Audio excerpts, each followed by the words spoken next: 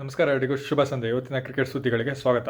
ಮೊದಲಾಗಿ India versus ನ್ಯೂಜಿಲ್ಯಾಂಡ್ T20 ಸೀರೀಸಲ್ಲಿ ಇಂಡಿಯಾ ಸ್ಕ್ವಾಡಲ್ಲಿ ಸ್ವಲ್ಪ ಬದಲಾವಣೆ ಆಗಿದೆ ಅಂತ ಹೇಳ್ಬೋದು.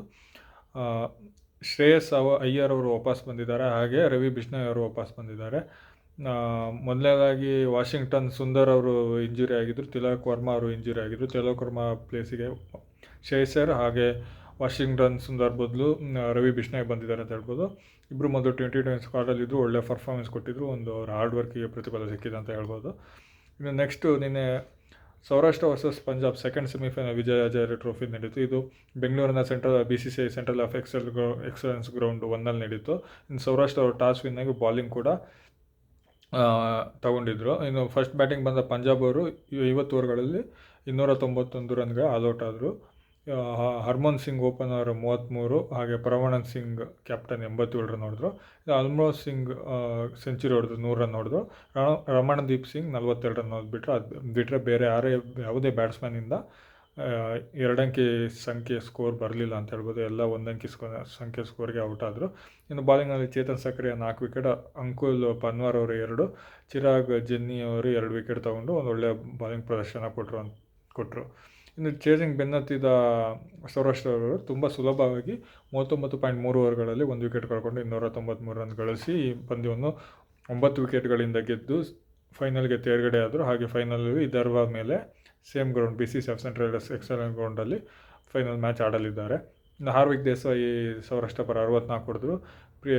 ಪ್ರೇರಕ್ ಮ್ಯಾನ್ಕಂಡ್ ಅವರು 52 ಹೊಡೆದ್ರು. ಇನ್ನು ವಿಶ್ವರಾಜ್ ಜಡೇಜಾ ಅವರು ನಾಟ್ಔಟ್ ಆಗದೆ 165 ರನ್ ಹೊಡೆದ್ರು.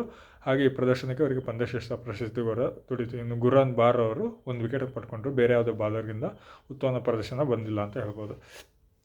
ಇನ್ನು ಕರ್ನಾಟಕ ನಿನ್ನೆನೂ ಕೂಡ ಸೋತರು ವಿದರ್ಭ ಮೇಲೆ. ಆದರೆ ಟಾಸ್ ವಿನ್ ಯಾಕೆ ಬ್ಯಾಟಿಂಗ್ ಫಸ್ಟ್ ತಗೊಂಡ್ರು ಅಂತ ಗೊತ್ತಿಲ್ಲ, ಒಂದು ಚೇಸಿಂಗ್ ಇದರಲ್ಲಿ. ಇನ್ನು ನೋಡೋಣ, 2 ಒಳ್ಳೆ ಟೀಮ್ ಇದೆ, ವಿದರ್ಭ ಹಾಗೆ ಸೌರಾಷ್ಟ್ರ, ಯಾರು ಗೆಲ್ತಾರೆ ಅಂತ ಫೈನಲಲ್ಲಿ. ಇನ್ನು ಇವತ್ತು UP warriors women's versus Mumbai Indians women's 10ನೇ ಮ್ಯಾಚು WPL ನಡೀತು. ಇದು doctor DY Patil stadium Navi ಮುಂಬೈಲಿ ನಡೀತು. ಮುಂಬೈ ಇಂಡಿಯನ್ಸ್ ಅವರು ಟಾಸ್ ವಿನ್ ಆಗಿ ಬಾಲಿಂಗ್ ತಗೊಂಡ್ರು. ಇನ್ನು ಫಸ್ಟ್ ಬ್ಯಾಟಿಂಗ್ ಬಂದ UP ವಾರಿಯರ್ಸ್ ಅವರು 20 ಓವರ್ಗಳಲ್ಲಿ 8 ವಿಕೆಟ್ ಕಳ್ಕೊಂಡು 187 ರನ್ ಹೊಡೆದು ಒಂದು ಒಳ್ಳೆ ಉತ್ತಮವಾದ ಸ್ಕೋರ್ ಅಂತ ಹೇಳ್ಬೋದು. ಮೆಗ್ ಲ್ಯಾಗಿಂಗ್ 70 ರನ್, ಹಾಗೆ ಪೂಬಿಲ್ ಇಶ್ಫೀಲ್ಡ್ ಅವರು 61, ಹರ್ನಿಲ್ ಡಿಯೋಲ್ ಅವರು 25 ಹಾಗೂ ಚೋಲೆಟಯನ್ ಅವರು 21 ರನ್ ಒಳ್ಳೆ ಬ್ಯಾಟಿಂಗ್ ಪ್ರದರ್ಶನ ಕೊಟ್ಟರು. ಇನ್ನು ನ್ಯಾಟ್ಸ್ಕರ್ ಬ್ರಂಟ್ ಅವರು 2, ಹಾಗೆ ಅಮೆಲೆ ಕೇರ್ ಅವರು 3 ವಿಕೆಟ್ ತಗೊಂಡ್ರು. ಇನ್ನು ಚೇಸಿಂಗ್ ಬೆನ್ನತ್ತಿದ ಮುಂಬೈ ಇಂಡಿಯನ್ಸ್ ಅವರು 20 ಓವರ್ಗಳಲ್ಲಿ ಕೇವಲ 165 ರನ್ ಅಷ್ಟೇ ಗಳಿಸಲು ಶಕ್ತರಾದ 6 ವಿಕೆಟ್ ಕಳ್ಕೊಂಡು ಕೊನೆಯಲ್ಲಿ ಅಮಿಲೆ ಕೇರ್ ಅವರು 49, ಹಾಗೆ ಅಮ್ಜೋತ್ ಕೌರ್ ಅವರು 41 ರನ್ ಗಳಿಸಿದ್ರು. ಆದರೆ ಈ ಪಂದ್ಯವನ್ನು ಅವರಿಗೆ ಗೆಲ್ಲಿಸಲು ಸಾಧ್ಯವಾಗಲಿಲ್ಲ. ಶಿಖಾ ಪಾಂಡೆ 2 ವಿಕೆಟ್ ತಗೊಂಡ್ರು. ಹಾಗೆ ಕಾಂತಿ ಗೌಡ್, ಏಕಲಸ್ಟೋನ್, ಹಾಗೆ ದೀಪ್ತಿ ಶರ್ಮಾ, ಚೋಲೆ ಟೋಯನ್ ಅವರು ತಲಾ 1 ವಿಕೆಟ್ ಪಡ್ಕೊಂಡ್ರು. ಈ ಪಂದ್ಯವನ್ನು UP ವಾರಿಯರ್ಸ್ ವುಮೆನ್ಸ್ ಅವರು 22 ರನ್ನಿಂದ ಗೆದ್ಕೊಂಡು 2 ಪಾಯಿಂಟ್ಸ್ ಕೂಡ ಪಡ್ಕೊಂಡ್ರು. ಇನ್ನು ಪಾಯಿಂಟ್ಸ್ ಟೇಬಲ್ RCB ಫಸ್ಟ್ ಪ್ಲೇಸಲ್ಲಿದೆ, ಮುಂಬೈ ವುಮೆನ್ಸ್ ಅವರು 2ನೇ ಪ್ಲೇಸು, GT 3ನೇ ಪ್ಲೇಸಲ್ಲಿದ್ದಾರೆ, UP ವುಮೆನ್ಸ್ ಅವರು 4ನೇ ಪ್ಲೇಸಲ್ಲಿದ್ದಾರೆ. ಎಲ್ಲರೂ ಒಂದು ಒಳ್ಳೆಯ ಪೈಪೋಟಿ ಪ್ರದರ್ಶನ ಕೊಡ್ತಾ ಇದ್ದಾರೆ ಅಂತ ಹೇಳ್ಬೋದು. ನಾಕೌಟಿಗೆ ಒಂದು ಒಳ್ಳೆಯ ಪೈಪೋಟಿ ಇದೆ ಅಂತ ಹೇಳ್ಬೋದು. ಇನ್ನು BBLಲ್ಲಿ ಇವತ್ತು 2 ಮ್ಯಾಚ್ ಇತ್ತು. First match Adelaide strikers versus Melbourne renegades 38ನೇ ಮ್ಯಾಚ್ ಇತ್ತು.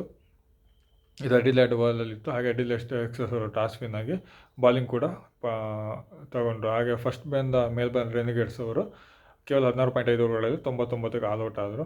ಯಾರಿಂದನೂ ಅಷ್ಟೊಂದು ಒಳ್ಳೆಯ ಪರ್ಫಾರ್ಮೆನ್ಸ್ ಬಂದಿಲ್ಲ. ಕ್ಯಾಪ್ಟನ್ ವಿಲ್ ಸುದರ್ಲ್ಯಾಂಡ್ ಅವರು 38 ರನ್ ಹೊಡೆದ್ರು.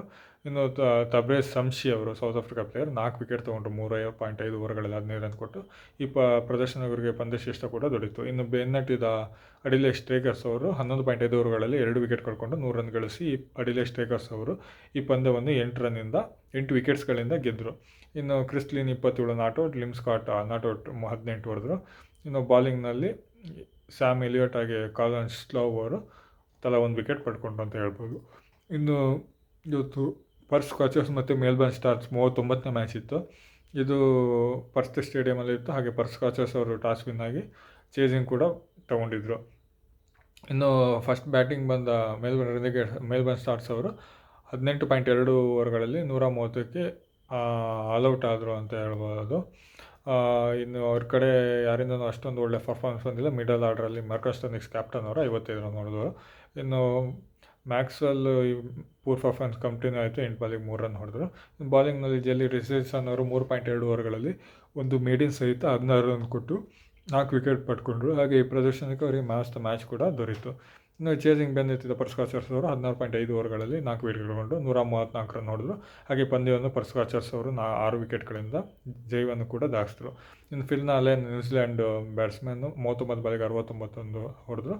ಹಾಗೆ ಆ್ಯರನ್ ಹ್ಯಾರ್ಲಿ ಅವರು ನಾಟ್ಔಟ್ ಆಗದೆ 37 ಬಾಲಿಗೆ 41 ರನ್ ಹೊಡೆದ್ರು. ಬಾಲಿಂಗ್ನಲ್ಲಿ ಹ್ಯಾರಿಸ್ ರೌಫ್ ಒಳ್ಳೆ ಬಾಲಿಂಗ್ ಕೊಟ್ಟರು.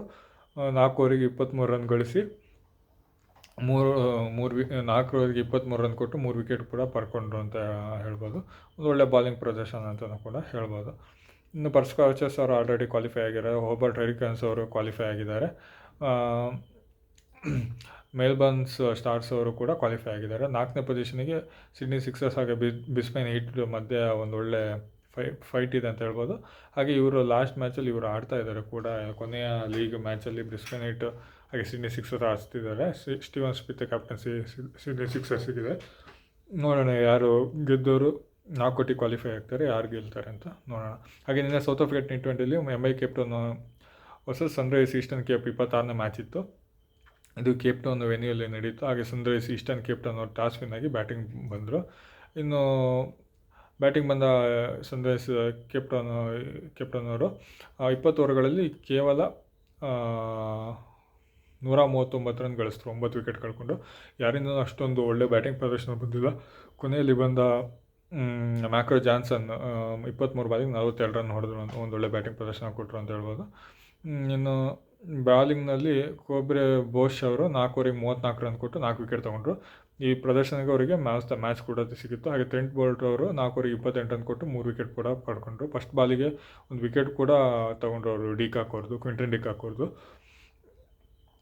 ಇನ್ನು MI ಕ್ಯಾಪ್ಟನ್ ಅವರು ಚೇಸಿಂಗ್ ಬೆನ್ನತ್ತಿ 19.2 ಓವರ್ಗಳಲ್ಲಿ 140 ರನ್ ಗಳಿಸಿದ್ರು. ಹಾಗೆ 7 ವಿಕೆಟ್ ಕಳ್ಕೊಂಡ್ರು.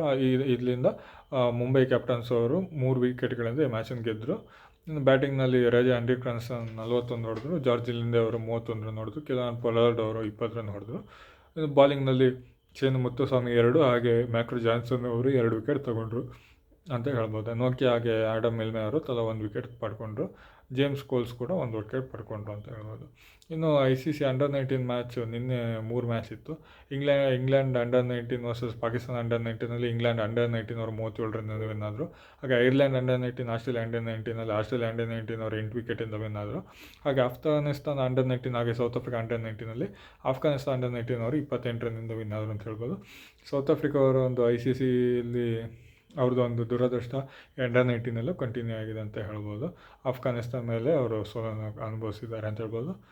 ಇವತ್ತು ಇಂಡಿಯಾ ಮ್ಯಾಚ್ ಇದೆ. ಇಂಡಿಯಾ ಮ್ಯಾಚ್ ನಡೀತಾ ಇದೆ, ಜಿಯೋ ಸ್ಟಾರಲ್ಲಿ ಲೈವ್ ಕೂಡ ಇದೆ ಬಾಂಗ್ಲಾದೇಶ್ ಮೇಲೆ ಅಂತ ಹೇಳ್ಬೋದು.